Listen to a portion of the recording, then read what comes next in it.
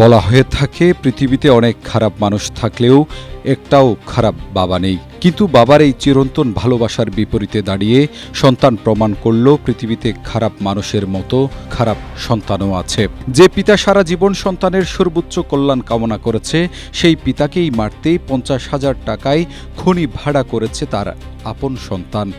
দীর্ঘদিন বসত ভিটা ও জমি লিখে দেওয়ার জন্য নানাভাবে মোহাম্মদ আলীকে চাপ প্রয়োগ করে আসছিলেন ছেলে ইসমাইল মিয়া ও ছেলের বউ হোসনা বেগম। তাদের চাপ সহ্য করতে না পেরে বৃদ্ধ বয়সেও একা থাকেন মোহাম্মদ। তবুও যেন ছেলে আর ছেলের বউয়ের সম্পত্তির লোভ কমল না।